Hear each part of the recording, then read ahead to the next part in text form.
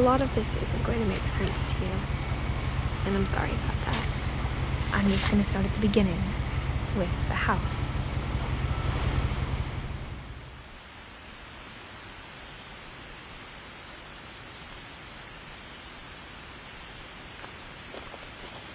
My brother Milton disappeared when I was 4. It was like the house just swallowed him up.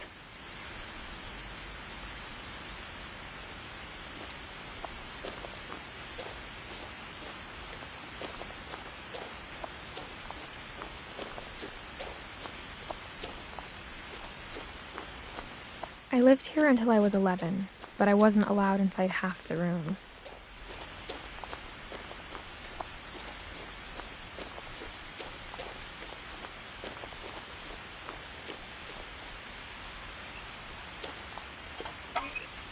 Inside the mailbox were bills from 7 years ago, marked urgent, open immediately.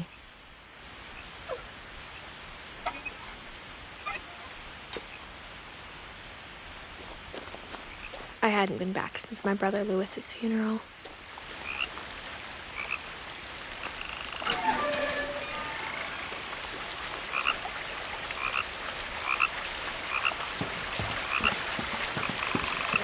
In her will, my mother left me a key, but didn't tell me what it unlocked. Maybe she thought I'd know, or she thought that the mystery would be enough to bring me back.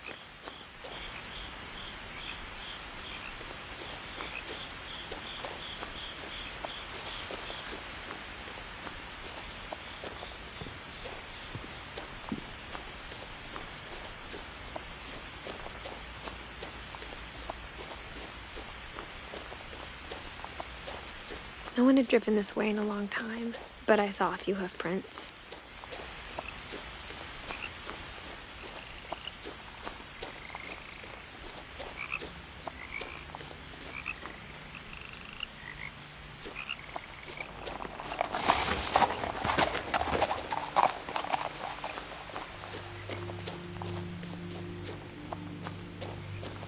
The truth is, even after I inherited the house, I never thought I'd come back to it.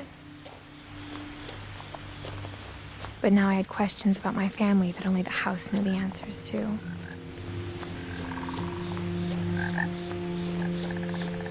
The house was exactly like I remembered it, the way I'd been dreaming about it.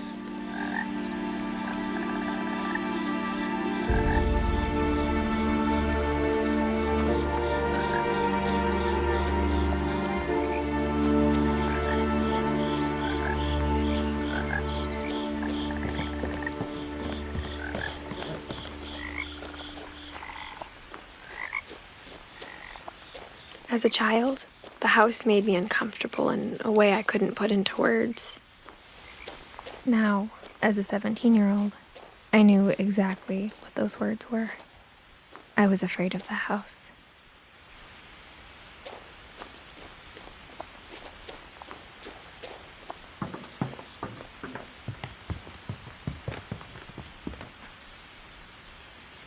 I hoped the key might unlock the front door.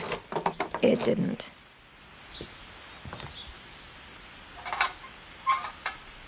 Looking in, I felt like the house itself had been waiting for me.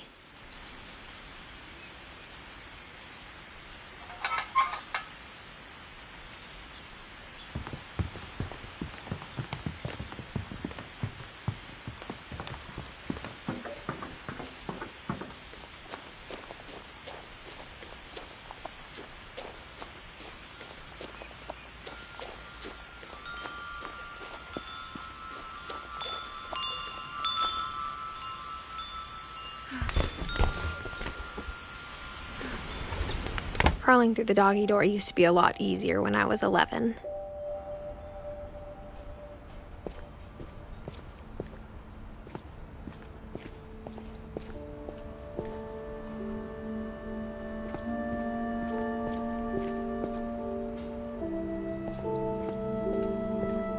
For the first time in years, I felt like I was home.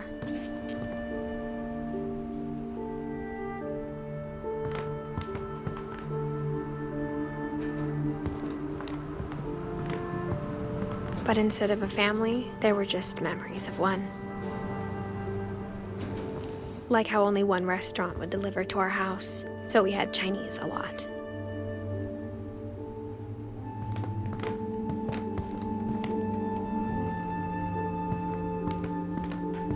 Nothing in the house looked abnormal. There was just too much of it, like a smile with too many teeth.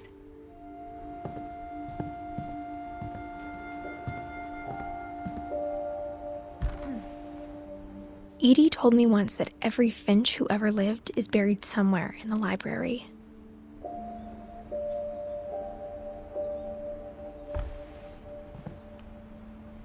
A lot of things got left behind in the whirlwind of that last night.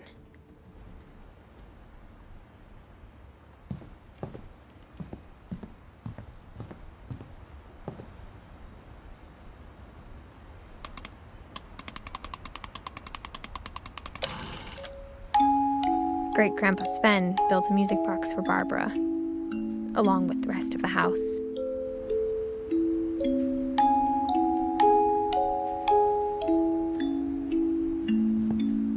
Mom always told me to stay out of the basement, so I wasn't too surprised when the key didn't fit.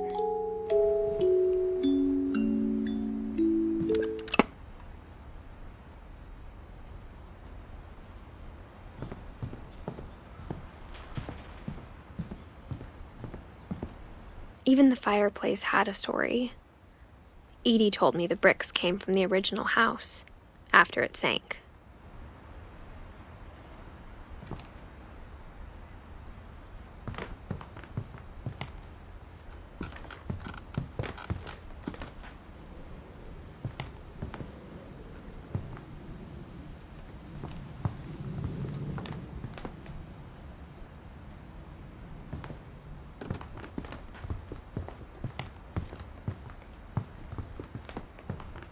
The table was still a wreck from the night we left.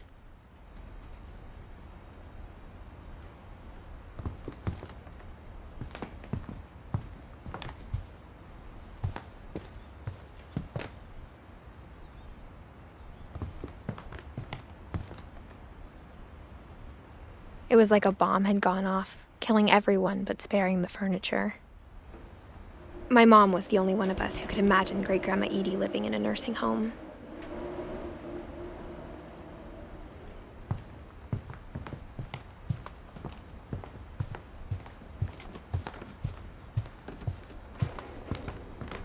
After Louis started working at the cannery, we all got pretty sick of salmon. Except our cat, Molly.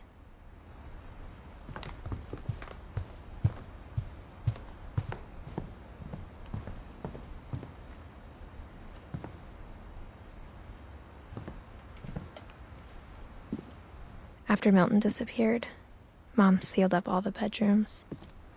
Then Edie retaliated and drilled peepholes.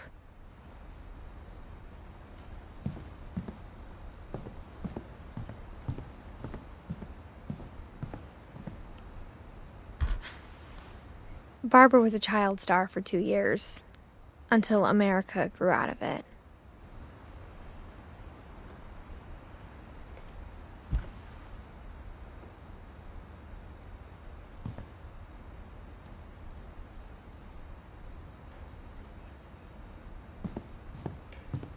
Whenever people ask me about my family, the first thing they always want to know about is Barbara.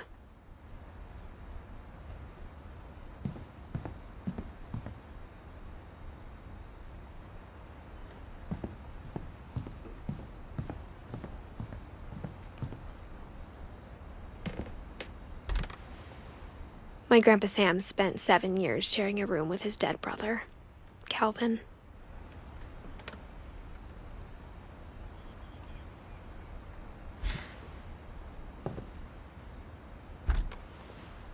As a kid, I just assumed every house had peepholes and sealed rooms you weren't allowed inside of.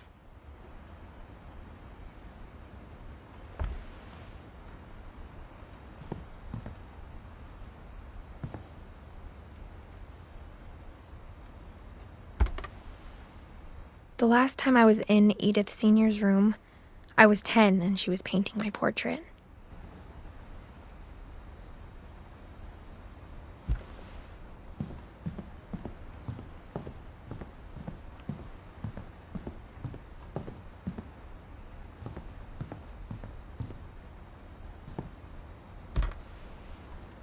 Molly always seemed like a girl I could imagine being friends with, if she hadn't died in 1947.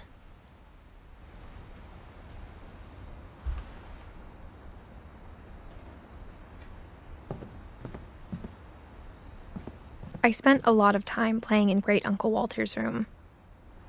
I think my mom sometimes regretted not sealing it up.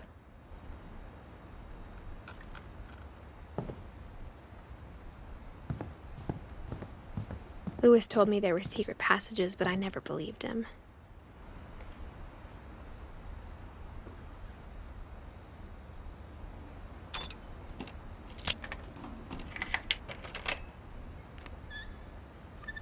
Turns out, my mom was really good at keeping secrets.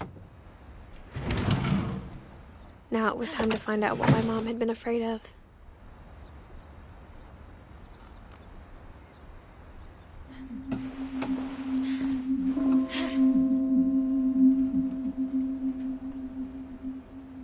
Reading this, maybe it sounds like I had a plan. From the paintings on the wall, it was clear my brother Milton had been here before me.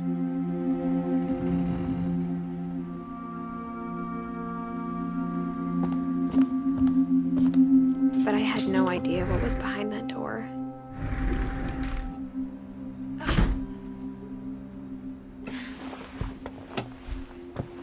Just like I had no idea where all this was gonna lead. I grew up looking at Molly's room through the peephole.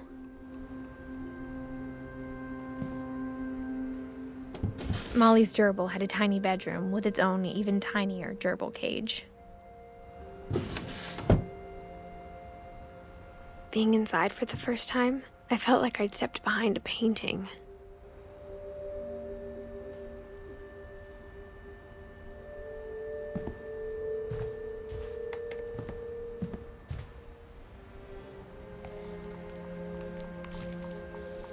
December 13th, 1947.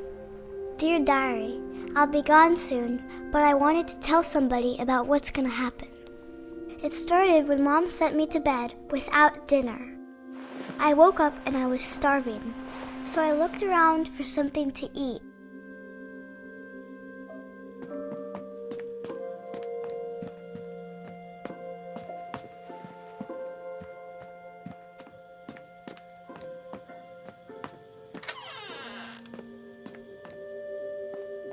I kept eating and eating.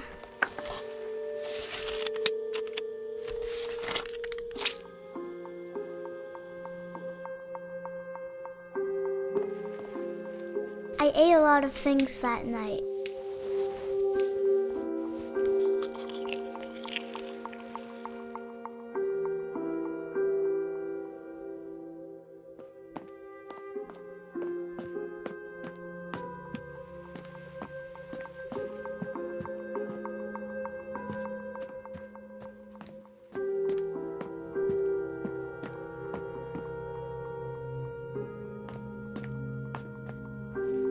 The gerbil food was dry, but I didn't mind it.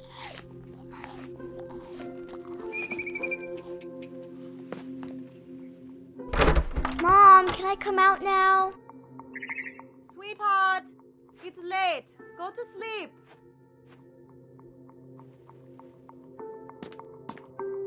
My Halloween candy was all gone.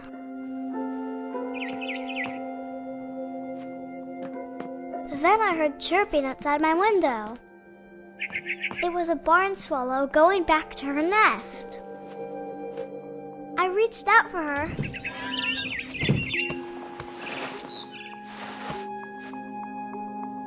And suddenly, I was a cat.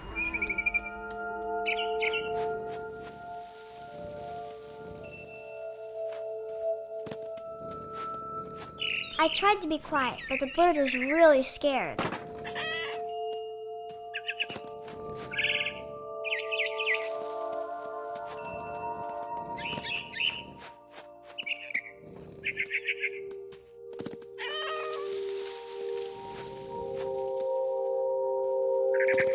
Mom and Dad didn't even look at me.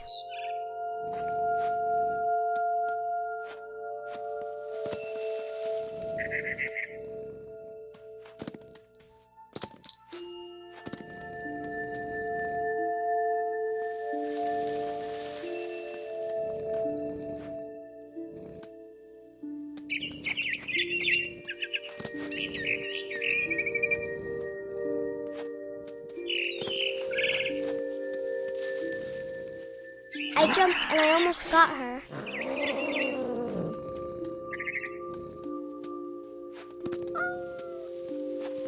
I could tell she was getting really tired. Now I was up in the big tree. I promised Dad I wouldn't climb it anymore. All I cared about was eating that mama bird.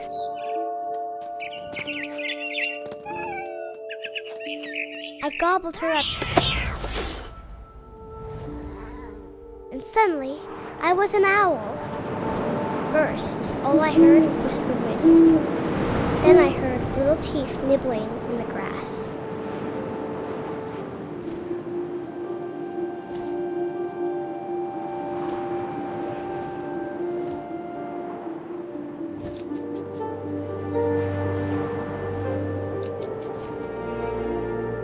Rabbits.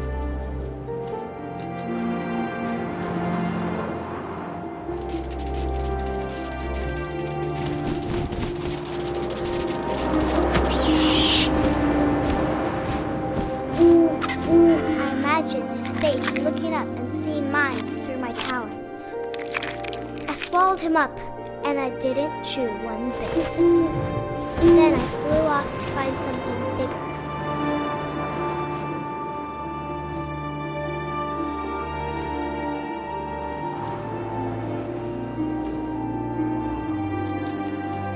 A mama rabbit.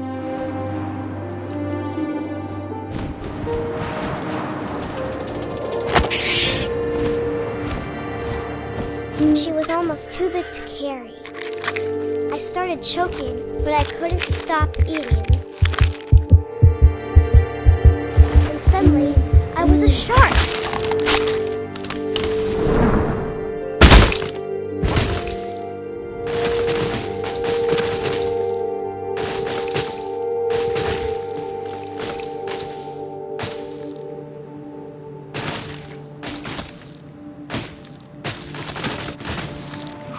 I rolled off a cliff and into the ocean.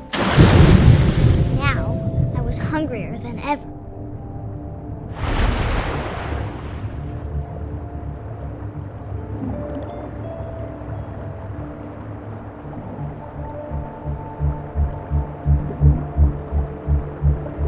I wanted fat, juicy seals.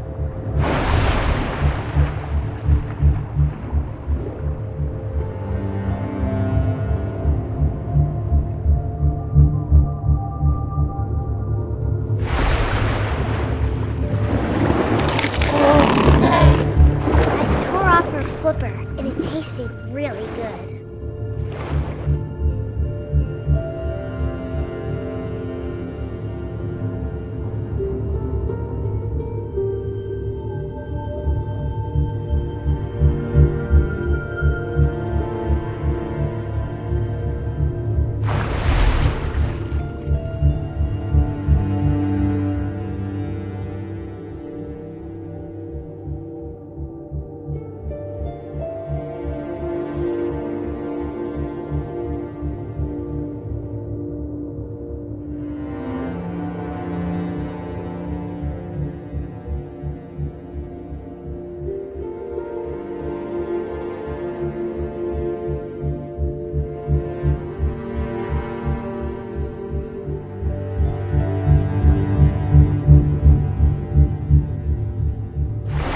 Grabbed on tight. But I was so hungry, I jumped out of the water. When I opened my eyes, everything had changed.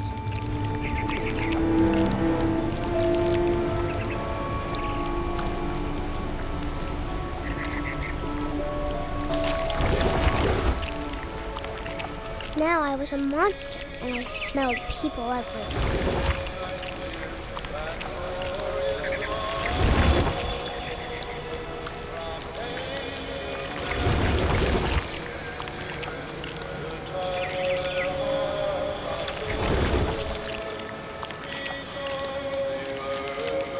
I was big, but I moved real quiet.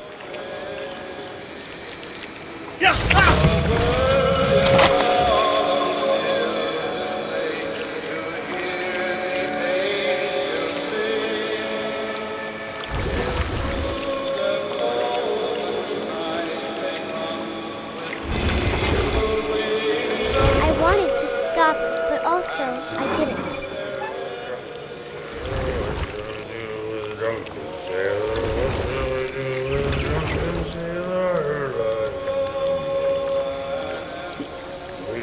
Belly with a rusty razor, shaves belly with a rusty razor, shaves belly with a rusty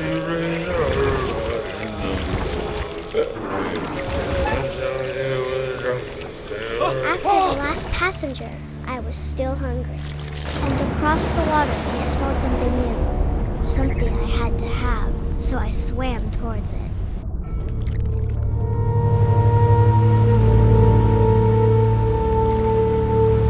I slithered onto the sand, and the good smell went into an old pipe.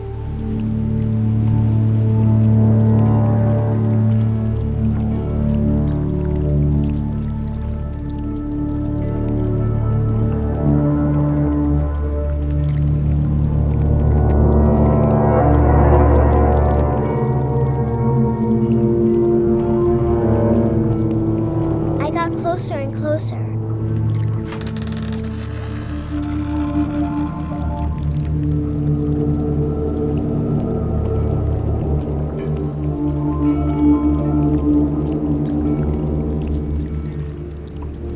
All of my stomach started growling.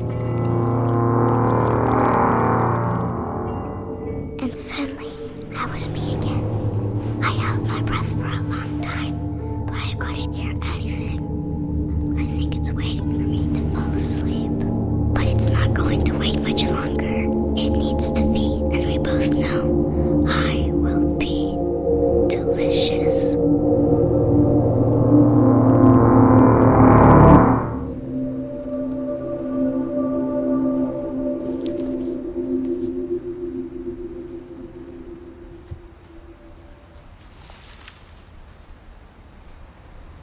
I'm not sure if I believed all of that, but I'm sure Edie would have.